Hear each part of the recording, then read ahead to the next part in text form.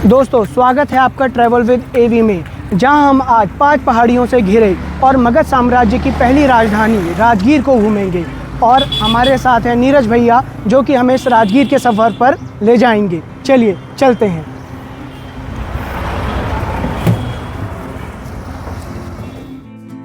दोस्तों, राजगीर बेशक आज बिहार का एक छोटा सा शहर है, पर कभी ये भारत के सबसे शक्तिशाली साम्राज्य मगध की राजधानी हुआ करता था। राजगीर में हमारा पहला स्टॉप है जापानी मंदिर, जो कि सुबह 6 बजे से शाम 7 बजे तक खुला रहता है। चलिए मंदिर चलते हैं। ये जापानी टेम्पल देखने में काफ़ी सिंपल लगता है, बट इसके अंदर भारत और जापान के बुद्धिज़्म से जुड़ी कई सारी मूर्तियाँ और कई प्रसिद्ध चीज़ें मौजूद हैं।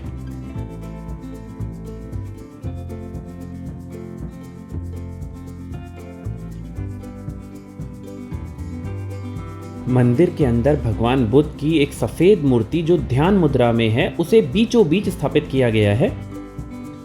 इस जापानी मंदिर को लेकर एक मान्यता ये भी है कि राजा बिम्बिसार द्वारा ये स्थल भगवान बुद्ध को दान में दिया गया था। इसी स्थल के समीप भगवान बुद्ध ने अपने 2600 अनुयायियों को प्रवचन दिया था और साथ ही बौद्धिज्म की शिक्षा प्रदान की थी।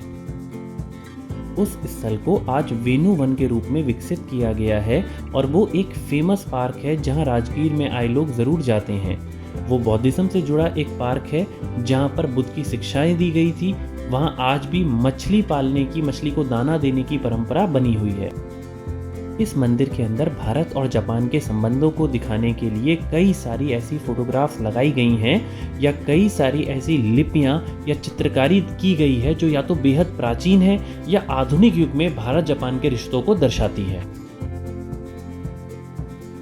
मंदिर के प्रवेश द्वार के सामने ही भगवान बुद्ध की एक सफ़ेद प्रतिमा है जो 6 फीट की है और उसके साथ ही एक स्ट्रक्चर पे बौद्ध धर्म से जुड़े मंत्र लिखे गए हैं।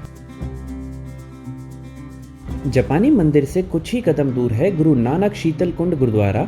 राजगीर में वैसे तो गर्म कुंड के कई स्रोत हैं, पर ठंडे पानी का इकलौता कुंड इसी गुरुद्वारे में मौजूद हैं। इसीलिए श्रद्धालु यहाँ आते हैं, बड़ी संख्या में इस कुंड में स्नान करते हैं और गुरुद्वारे के दर्शन करते हैं।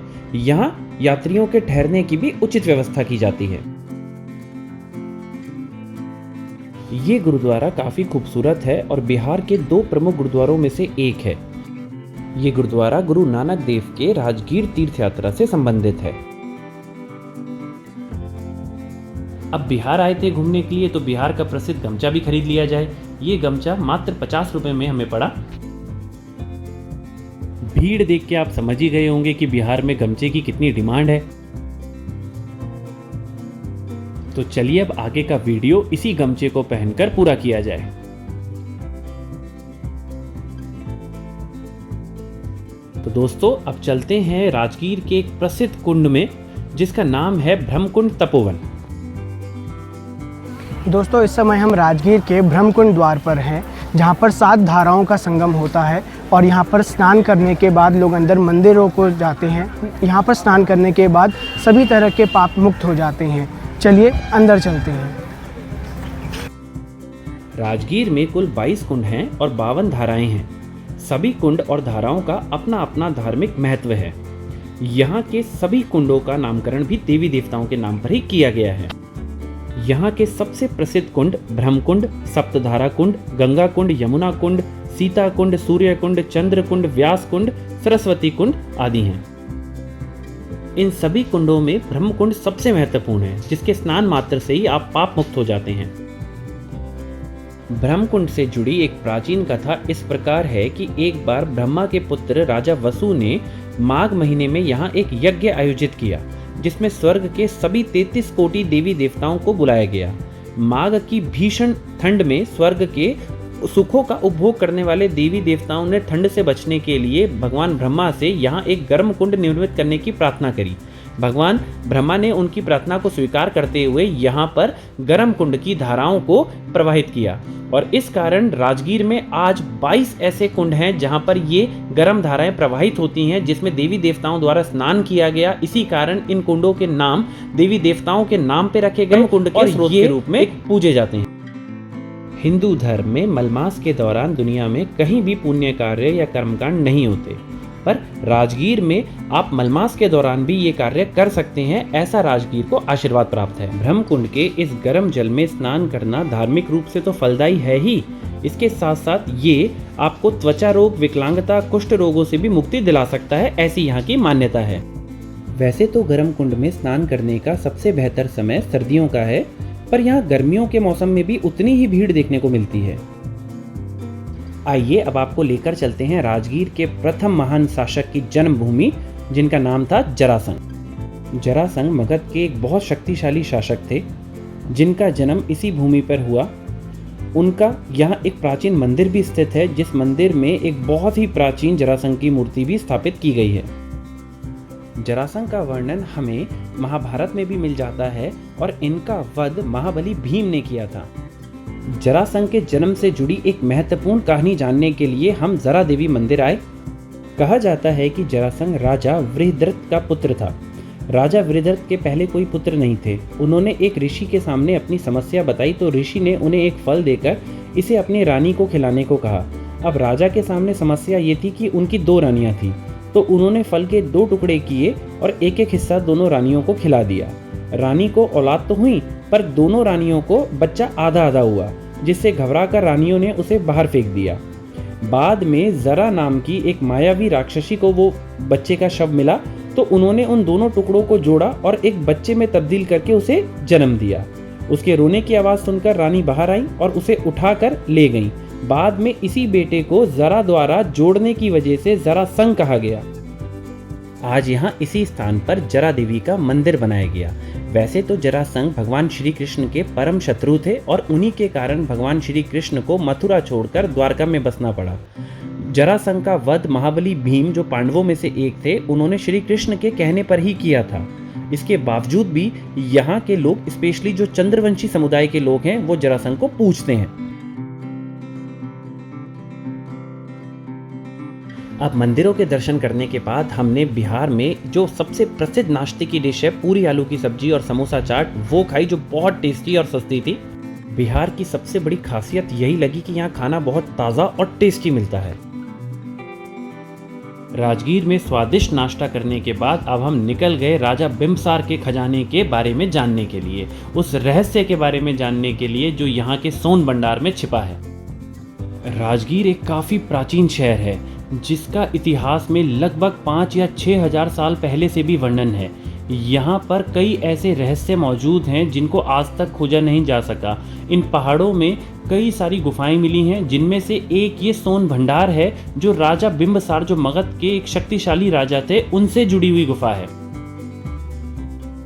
कहा जाता है यहाँ मगध के राजा बिंबसार का खजाना छुपाया गया था और उस खजाने को निकालने के लिए जो एक रास्ता है, उसे खोलने के लिए जो शब्द बोलने पड़ते हैं वो शंख लिपि में लिखे गए हैं और उस लिपि को आज तक कोई डिकोड नहीं कर पाया, जिसका कारण था कि उस लिपि के बारे में जो कुछ भी मौजूद था वो नालंदा विश्वविद्यालय के जलने के साथ ही जल गया। इस कारण उस लिपि के महत्व को या उससे जुड़ी बातों को आज तक कोई समझ ही नहीं पाया और ये खजाना आज भी इन्हीं कहीं गुफाओं में लुप्त है। इन गुफाओं के रहस्य के बारे में जानने के लिए और यहाँ से जुड़ी जानकारी के लिए एक टूरिस्ट गाइड करना अनिवार्य है, नहीं तो केवल खंडर दिखेगा और कुछ भी समझ नहीं आएगा। तो आप यहाँ टूरिस्ट गाइड कर सकते हैं, जो केवल 100-150 रुपये में आपको मिल जाएंगे और इस जगह का पूरा जानकारी, पूरी डिटेल आपको प्रोवाइड करेंगे। सोन भंडार की ये गुफा लगभग 2500 साल पुरानी है। तो आइए इसके महत्व को जानते हैं, इसके रहस्य को समझते हैं यहीं के एक लोकल टूरिस्ट गाइड से। आप सभी को इस प्राचीन धरोहर पर स्वागत है, नमस्कार। यह जो जंगला देख रहे हैं, जंगला के ठीक अंदर में दीवार पे एक दरवाजे का निशान है। ऐसा माइथोलॉजी दंत कथा है जो उसी दरवाजे के पीछे यहाँ का राजा बिंबिसार का खजाना छुपा है। लेकिन सर, इस जगह का नाम है सोन भंडार। और जो भी पर्यटक देखने के लिए आते हैं, आँख मूंद के समझ जाते हैं सोने का भंडार। यह सब बिल्कुल गलत अफवाह है। सोन मीन्स सुरंग, लंबा टनल, और भंडार मीन्स सुरंगों का भंडार। उस दरवाजे के पीछे एक 3 माइल की लंबी गुफा है और इसी गुफा पर्वत के ऊपर में एक सतपर्णी गुफा, रोहनिया चोर की गुफा और पिपली गुफा, इन 3 गुफाओं से वो दरवाजे का संबंध है। जब भगवान बुद्ध महापरिनिर्वाण ले लिए तो 3 महीने के बाद उसी सतपर्णी गुफा के अंदर में 500 बौद्ध भिक्षु के बीच में प्रथम महाबोधि संगीति सभा हुआ, जिसका चेयरमैन महाकश्यप जी थे। महाकश्यप जी उसी गुफा के अंदर में बौद्धों के 3 पवित्र पुस्तक लिखे, सूत्र पिटक, विनय पिटक, अभिधम्म पिटक। तो इसके पीछे खजाने का रहस्य है। आज से 2500 वर्ष पहले यहाँ के राजा बिंबिसार थे। बिंबिसार का बेटा अजातशत्रु अपने पिता को जेल में डाल करके मार डाले। उनके गुस्से में अजातशत्रु की माँ रानी सुभद्रा, उनके पास जितना धन संपत्ति खजाना था, उस दरवाजे के पीछे एक तपस्वी साधु थे, जैन मुनि गौतम स्वामी, उनको दान में दे दिए। वो तो तपस्वी थे, उन्हें धन से क्या वास्ता, वह सारा धन दौलत खजाना उसी दरवाजे के पीछे छुपा करके रख डाले। अपनी साधना तपस्या के बल पे वो दरवाजे पे चट्टान लगा डाले। जब ब्रिटिश गवर्नमेंट, अंग्रेज का राज आया, सामने वाला जंगला से तोप लगा करके तोड़ना चाहा और खजाना लूटना चाहा, लेकिन तोप से टूटा नहीं, दरवाजे पे तोप का दागी लग करके रह गया। इसी बीच हमारे भारत के प्रथम वैज्ञानिक डॉक्टर जगदीश चंद्र बसु गर्म पानी को टेस्ट कर अंग्रेज सरकार को वार्निंग चेतावनी दिए कि इसे डायनामाइट से तोड़ो, कोई बड़ी बात नहीं, टूट सकता है, लेकिन हो सकता है ज्वालामुखी फटे। इसलिए ज्वालामुखी फटेगा। इसी पहाड़ की जड़ी से गर्म पानी का कुंड झरना निकल रहा है। गर्म पानी गंधक, सल्फर, रेडियम, लोहा से टच होकर का रहा है। विस्फोटक पदार्थ है, विस्फोट हो जाएगा, यहाँ के 50 कोस के एरिया नष्ट होने की उम्मीद है। इसलिए से तोड़ा नहीं गया। उस दरवाज़ा का खोलने का एक तरीका, दीवार पे एक मंत्र लेख लिपि लिखा हुआ है। अफवाह फैला है कि उस लिपि को पढ़ेंगे तो ऑटोमेटिक दरवाज़ा खुलेगी। उस लिपि का नाम है शंख लिपि भाषा, जो कि भारतवर्ष में आज तक लिपि पढ़ाई हो नहीं पाई। वो लिपि इसलिए नहीं पढ़ाई हो पाया कि नालंदा विश्वविद्यालय में 3 बड़ी लाइब्रेरी थी, रत्न रंजन, रत्न सागर, रत्न दधी। इन 3 लाइब्रेरी में 1199 में मोहम्मद अलाउद्दीन बख्तियार खिलजी ने आग लगा डाले। 6 महीना तक लाइब्रेरी जलते रह गई। उसी लाइब्रेरी में शंख लिपि का पुस्तक था, जल करके नष्ट हो गया। पूरे संसार में लिपि पढ़ाई हो नहीं पाई। जस्ट लाइक अली बाबा 40 चोर, खुल सिम सिम, बंद सिम सिम, उसी तरीका का कोड वर्ड है। अंदर से हो आया कि चलेंगे? अभी चलेंगे। चलिए आइए।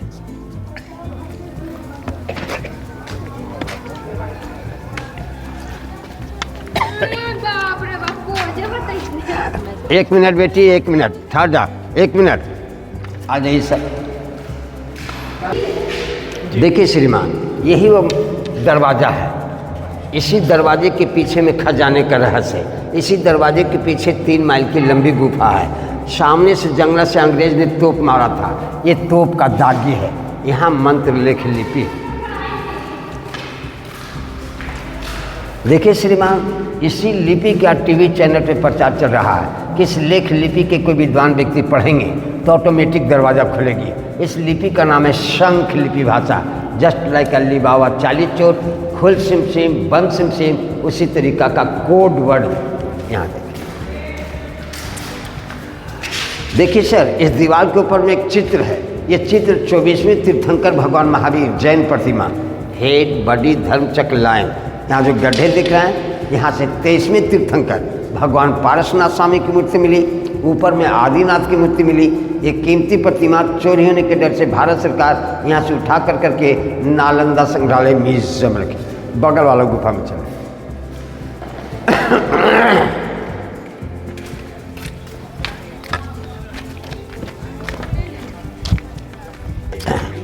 यहाँ बहुत साफ शब्दों में लेख लिपि है।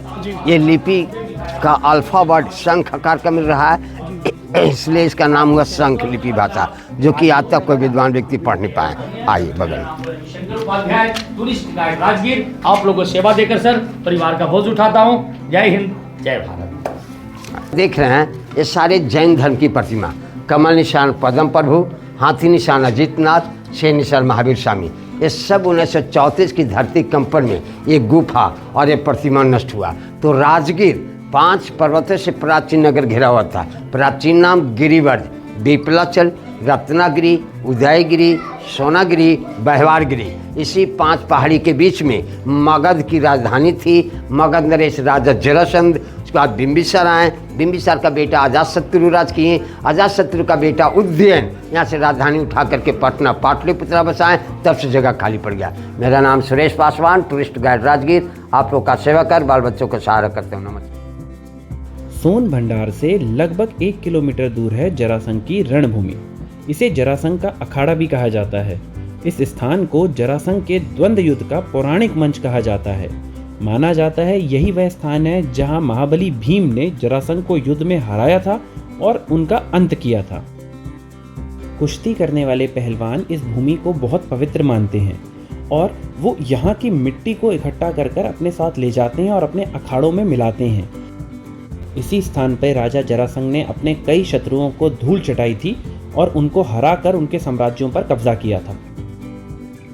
इस स्थान के आसपास सारा जंगल एरिया है जहां पहले वाइल्ड लाइफ सफारी हुआ करती थी, पर अब नई वाइल्ड लाइफ सफारी बनने के बाद से इस जगह में सफारी को बंद कर दिया गया है।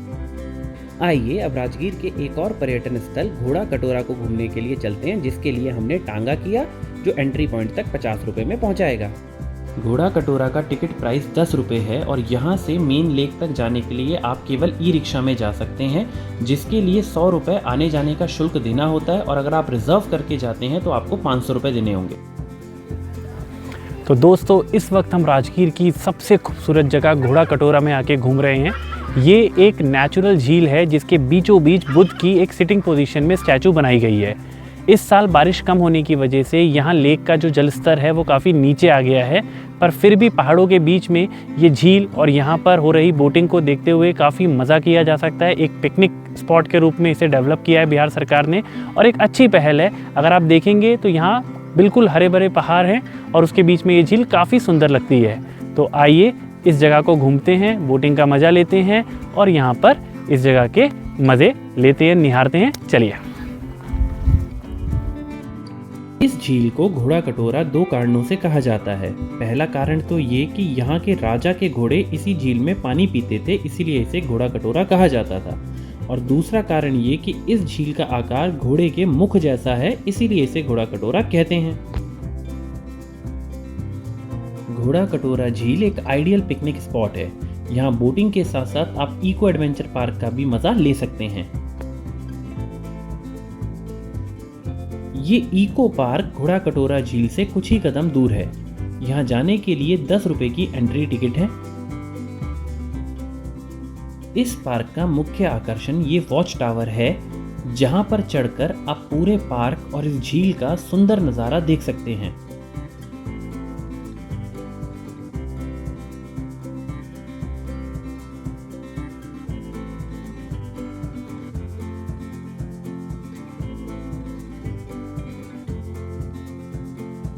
तीन तरफ से पहाड़ों से घिरी ये झील काफी खूबसूरत लगती है और यही चीज इसे एक आइडियल पिकनिक स्पॉट बनाती है।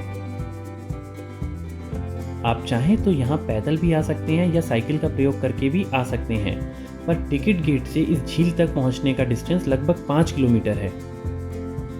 आइए अब वापस चलते हैं और झील के एंट्री गेट के सामने ही मौजूद विश्व शांति स्तूप को देखते हैं। विश्व शांति स्तूप राजगीर की रत्नागिरी पहाड़ी पर स्थित है। यहाँ पहुँचने के 2 मार्ग हैं, या तो आप रोपवे के जरिए ऊपर पहुँच सकते हैं या फिर पैदल मार्ग से पैदल चलकर कुछ किलोमीटर की ऊंचाई पर चलकर आप यहाँ पहुँच सकते हैं। पहले यहाँ सिंगल सीट रोपवेज चलती थी, जिन्हें रिस्क के चलते अब हटा दिया गया है और उसकी जगह पे ये मल्टी सीट रोपवे ला दी गई है, जो काफ़ी सेफ ऑप्शन है।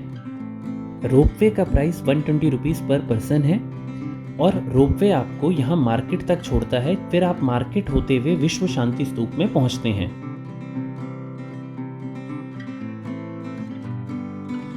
इस छोटी सी मार्केट में खाने पीने की कई दुकानें हैं और पर्यटकों की खरीदारी के लिए भी कई ऑप्शंस मौजूद हैं। विश्व शांति स्तूप सफ़ेद पत्थर से बना एक विशाल स्तूपा है, जिसको सबसे पहले 1969 में पूरा करके बनाया गया था। इसके बाद 1993 में जो नया स्तूपा आप देख रहे हैं, इसको आकार दिया गया और इसका निर्माण किया गया। ये दुनिया के उन 80 पीस पगोड़ास यानी कि स्तूपास में से एक है, जिसे एक नव बुद्धिस्ट संगठन निप्पॉन्जन म्योजी द्वारा बनाया गया है। ये संगठन और इसके द्वारा तैयार किए जा रहे विश्व शांति स्तूप असल में एक जापानी बुद्धिस्ट निचिदात्सु फूजी का सपना था, जो मोहनदास करमचंद गांधी से काफ़ी इंस्पायर थे।